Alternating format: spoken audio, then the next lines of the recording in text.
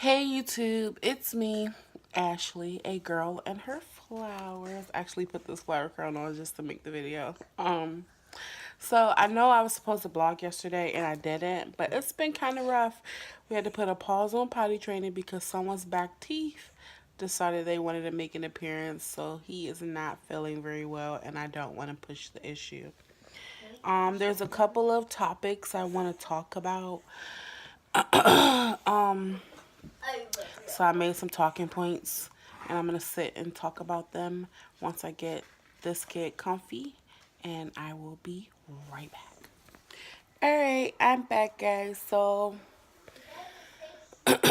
um there's a few topics I wanted to talk about on this beautiful Easter Sunday. Even though this video might not get uploaded today, we'll see. It may not get uploaded until tomorrow, Monday. But either way, so first thing I want to discuss was a lot of people have been asking me about my motivation to do this. Um, it really comes from just really sitting down, thinking about what things I enjoy and what do I like to do and how I can use that as like almost like a job. Like I see this as a second job, and it's me just starting out. I'm still in the training period and I might be in the training period for some time, but I don't plan to give up. I have every intention on sticking with what I'm doing. But that's pretty much where my motivation comes from. It comes from, actually sitting down, figuring out what it is that I like to do and what makes me happy, and trying to relay that into something that can benefit me and my children in the long run. Right before I started to do the blogs and the vlogs and whatever, I was in a horrible relationship, clearly with someone who I stuck around because it was convenient. I think we both did. And it just got to a point where I would come home and I'd be miserable. And I'm a strong believer in that, children are going to follow your example. And I didn't want my sons to think that this is what a relationship is supposed to be. So it's hard, definitely, making that decision to kind of separate yourself from someone and then adjusting to doing everything on your own and figuring out life, or figuring out, even just simple as daily routines, because we were very, I'm worked separate shifts so that the kids would never have to go to a sitter and things like that. But it was convenient, but it definitely wasn't what was best because it was a very unhealthy and volatile relationship. And thanks to people like, the few friends that I do have and people who listen to me vent, and mostly my mom, I've been able to try to build up my self confidence enough and a confidence in myself to feel like I could do this on my own. Which leads into the next topic I wanted to talk about, which is cheaters. Now, I've seen such an uprise, and I know we all have, and this whole like side chick thing. And like, I think that's fine if that's what you want out of life, is to not be with one person. But I think that people don't realize that when someone is willing to make you their side chick or cheat on their main chick with you, and it's not going to change. It's a pattern. And even if they break up with that their initial person and they get with you, you won't be able to trust them. You can't expect them to be loyal to you when you know they weren't loyal to someone to be with you, if that makes sense.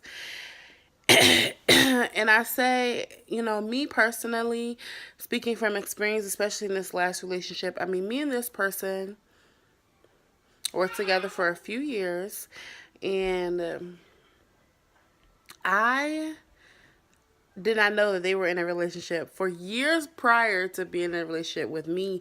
At some point, I think our relationships kind of overlapped. So they were in a relationship with me and this other woman at the exact same time. And that person didn't even find out about me until we got engaged and it was posted on their Instagram. And it was just a mess. It was messy, but I believe that things were different. I believe that I was different and I was going to be the change and everything was going to be better now because I was the one for that person. So I put so much stuff to the side. I mean, I dealt with so much. And my friends and family can attest to that. And at towards the end, when I knew that it was over, I knew that, it was not going to be anything. I still stuck around because it was convenient, it was easy. We had a routine established, and why mess up a good thing? But that goes back to one of our previous videos that I was just too comfortable. I think that sometimes people just want to be in a relationship so bad, or they just want to have it easy so bad that they're willing to in the end, make their lives more difficult. But I'm not going to give too much energy to the topic or to the person because I am in a better place. It's emotionally and mentally, I am definitely in a better place. Um, So we're just going to move on from that. All right, guys. So this weekend, I have pretty much, especially yesterday, kind of been on a social media detox, as I like to call it. I think that at least for 24 hours every week, you should not pick up your phone to, go on social media. I'm one of those habitual people who just scroll on Facebook but never post and just kind of be nosy and just be worried about other people's lives. But I think I have been learning to use that time to kind of promote myself, promote my brand, and to do something more productive with myself that doesn't call for like being nosy or being in celebrity news and being bothered with things that don't really benefit me in any way. So a social media detox, or how I like to call it out, I came home from work on Friday and I put my phone right at the door on the charger, and I walked away. I left it there. I left it on the charger when it was 100% charged. I pulled it off the charger, but I never flipped it over. I never looked at it. I came and I sat in my room. I read a book. I read books to the boys. I slept. I wrote. I brainstormed. I just detoxed myself. And I have so many ideas and so much going on in my mind that it was just perfect for me because I have to keep myself motivated, especially being here where I don't have a lot of physical support in the state or near me. So I can't go hug my mom. I can't go run talk to one of my brothers. I kind of have to I don't know what the word I'm looking for, but I kind of just have to self-motivate and be self-supportive of myself. So detoxing myself from social media was amazing. I was able to meditate. I went over a meal plan for myself for the week. And I even went to the grocery store. I didn't take my phone. I got groceries for the house, and it was amazing. I paid my rent. It was just awesome. So detoxing is much more than drinking flat tummy tea. It also is just, letting yourself just God, and that feels so good, and it was amazing. And so I know in my video on Friday, I was like, I don't know if I'm going to go get my hair done or get it braided or just do a twist out, but I actually just met in the middle and decided to braid it myself, save myself some money. And as much as I changed my mind, it would just be better to just do it myself, because I don't know how long I'll actually allow this to be in my hair. We'll see. Hopefully long enough. And that pretty much sums up my weekend. The week ahead, I have a couple doctor's appointments. I have one with my primary care physician where I'm going to talk about Adipex and Contrave. Just a few things my dietitian talked to me about. And then I have an appointment with my dietitian on Friday, and that's where I'm going to get weighed, and we're going to discuss goals, and it's going to be awesome, hopefully. And I will definitely talk to you guys after my appointments because I want to keep you updated on my weight loss journey and things like that. This is month 3 now.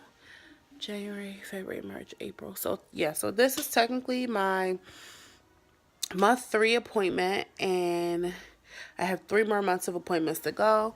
I have been working out, and I also have been eating better. I just started doing these what is it called? Slim Fast Advanced shakes in the morning. And they keep me full for at least 4 hours, and I really enjoy them.